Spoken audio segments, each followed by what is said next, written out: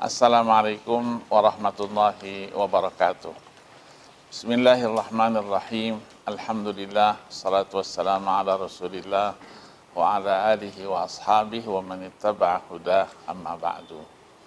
Bapak-bapak, ibu-ibu, para pemirsa sekalian yang berbahagia di mana saja berada, saya Profesor Dr. Haji Said Aqil Husin Al-Munawwar LC.MA, mantan Menteri Agama 2001-2004, sebagai ahlul Quran, saya berpesan bahwa Al-Quran ini adalah pedoman hidup dan kehidupan kita.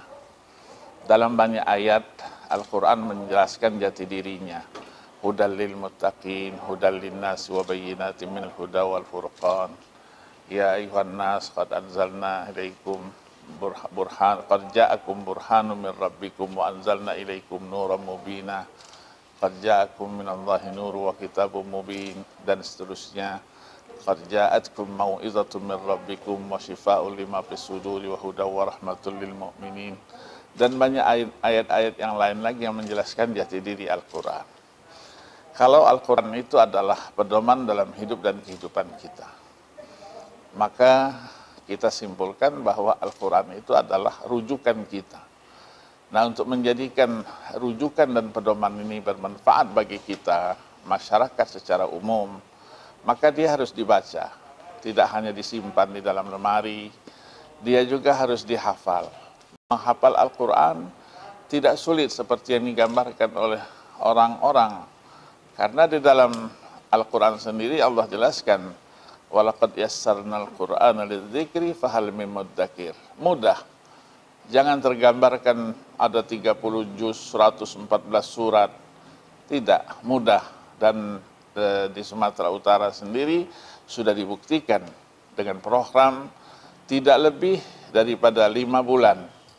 Anak-anak SMA itu sudah bisa menghafal Al-Quran 30 juz dan hafalannya dengan baik.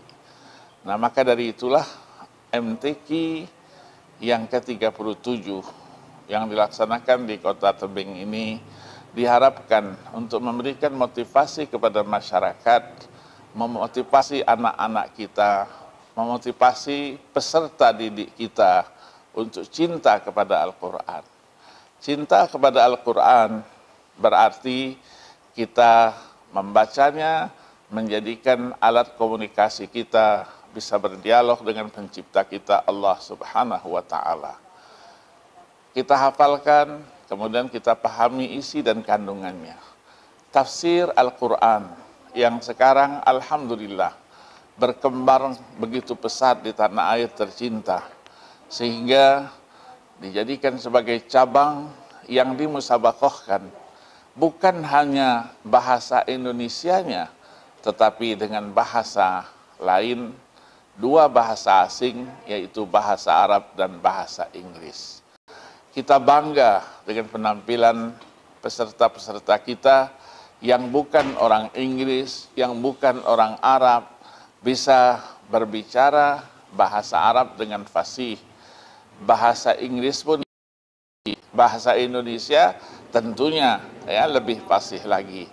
Nah, ini memberikan makna bahwa kita ingin mengetahui isi dan kandungannya, karena isi dan kandungan Al-Quran itu begitu luasnya. Digambarkan di dalam surah Al-Kahfi ayat 109. Dijelaskan di situ bahwa luas isi dan kandungannya bagaikan lautan yang luas. Lautan yang luas yang apabila airnya diganti dengan tinta untuk menulis, penanya adalah ranting-ranting pepohonan yang ada di muka bumi ini. Untuk menulis firman Allah, tidak mungkin itu bisa selesai. Yang ditulis belum selesai, air laut yang digantikan menjadi tinta dari semua benua itu akan kering dan habis. Nah, ayat 109, Qul law kana al-bahru midadan li kalimati rabbi lanafidal bahru qabla an tanfada kalimatu rabbi walau ji'na bimithlihi madada, dalam surah Al-Kahfi ini ditafsirkan oleh ayat 27 dari surah Al-Luqman. walau annama fil ardi min syajaratin aqlamun wal bahru yamudduhu min ba'dihi sab'atu abhurim ma nafidat kalimatullah innallaha azizun hakim. Ayat ini memberikan makna kepada kita bahwa penafsiran terhadap Al-Quran tidak ada kata selesai dengan segala perkembangan yang ada. Al-Quran selalu menyajikan segala sesuatunya aktual, sesuai dengan perkembangan zaman. Jadi kalau ada orang yang mengatakan bahwa Al-Quran yang diturunkan 14 abad yang lalu, lebih itu, sudah jadul dia, itu masa lalu. Tidak bisa dia menyesuaikan posisinya dengan perkembangan zaman yang ada. Ini adalah sesuatu yang tidak pantas disampaikan. Kalau ada yang menyampaikan itu berarti orang itu tidak pernah bersentuhan dengan Al-Quran, mungkin tidak pernah membaca, menghafal, dan mempelajari isi dan kandungannya yang begitu luas itu. Maka kita harus bersiap diri menjadikan MTQ ini sebagai media, sebagai sesuatu yang bisa mendongkrak, bisa memotivasi anak-anak kita, peserta didik kita untuk bisa membaca Al-Quran dengan baik, menghafal Al-Quran dengan baik, dan memahami tafsir daripada ayat-ayat Al-Quran itu dengan baik. Orang yang bisa membaca dengan baik, menghafal dengan baik, memahami isi kandungannya dan mengamalkannya dalam kesehariannya adalah orang-orang yang mulia di sisi Allah Subhanahu wa ta'ala. Orang yang dimasukkan dalam kategori ahlullah wa khassatuh. Orang-orang ini harus kita jaga, kita pelihara, kita cintai. Jangan sampai kita lecehkan mereka. Jangan sampai kita hina mereka. Kalau kita memuliakan mereka, para pembaca Al-Quran, penghafal Al-Quran, pengamal Al-Quran, menjadikan kita juga mulia di sisi Allah. Tetapi sebaliknya, apabila kita hina mereka, kita lecehkan mereka, kita rendahkan mereka, maka Allah pun akan membalas yang sama kepada kita.